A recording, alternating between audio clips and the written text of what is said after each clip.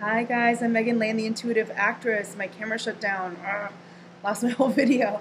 Anyway, I'll try to keep this short. This has been coming up for a lot of people. If you know what your passion is, go do it. Do everything you need to do in order to keep that passion alive and move towards it. You've got nothing to lose, and you just have to go for it, no matter what anybody else says. And haters are gonna hate, and there will be. It doesn't always go smooth sailing, but it's worth doing what you have in your heart to do. Unless that changes and shifts, and that'll happen sometimes when you are on your path. You'll see something else that catches your eye more, and you go, "Oh, I thought I wanted this, now I want that," and that happens sometimes. But if you are feeling stuck or confused or not knowing what your passion is, I would say this is a great time to go back to the drawing board and get really clear on what it is you like and don't like. And one of the ways to do this is just, if life is a smorgasbord, let's say life is a buffet, a Vegas buffet, it's hard to know what you're going to like by just looking at it or intellectualizing about it. It's like, will I like being in a healing field, like medical? Or will I like, or do I want to join the circus? It's hard to know if you don't even put yourself in dabbling in it energy. Meaning, go sit in on a lecture. Ask if they'll let you do that in medical school. Does it light you up? Does it excite you? Does it set your soul on fire? Or does it bore you to tears? These are things to consider. When you're doing this, if you're looking at your watch at work, like just can't wait to leave, probably not your ideal field. Probably not living your passion.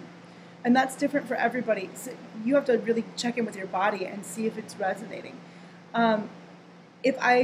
And also the second part of this is you can't do what you think other people want you to do, or be who you think other people want you to be. This happened in Dead Poet Society. His parents want him to be a lawyer, and he wants to be an actor, and it doesn't end well. I won't spoil it for you, but you have to watch the movie because I cry every time. I just bawl my eyes out because it's like if he had someone telling him do it anyway, or the encouragement or hopefulness, it just wouldn't be so tragic. What happens is you end up living a life that isn't authentic to who you are. You end up living a life based on what you thought you should do versus what you really, really wanted. And that life tends to shatter, or you get depressed, or it tends to not have longevity. This happens in relationships too. And then the thing that you really want, it's like you've got to free yourself up for that. If I were, doing what other people wanted for me, I'd probably be married in some suburb with 2 kids and teaching high school drama. There's nothing wrong with any of those things. It's just not at all who I am or what I wanted. And now I'm living a really wackadoo, creative person's life in LA, which I always wanted to do. And yes, there's trade-offs and there are sacrifices, but you have to go towards what you've always had in your heart to do, and then you know if you like it. You can't do it the other way around where it's like, I'm just going to intellectualize and think about it, and then I'll make a huge life decision not knowing at all anything about it.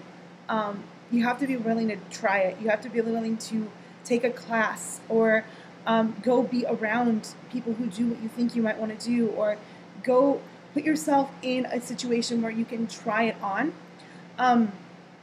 Staying stuck and intellectualizing about it does not help. What I'm going to say is, somebody said this to me once, and it was one of the best pieces of advice I ever got. Allow yourself to explore what you feel drawn to. It's not that big of a deal. What's the worst that can happen? Just let yourself explore what you're drawn to. And if it doesn't work out, sorry, my computer froze for a second. And if it doesn't work out, okay, now you know. That's not the way. Now you can stop wasting your energy on that. So I hope this helps. Just go towards something. Just try it out. Just try it out. And if it's a no, throw it out. And you'll know. You'll be that much closer to being clear on what your passions are and what your path is supposed to be.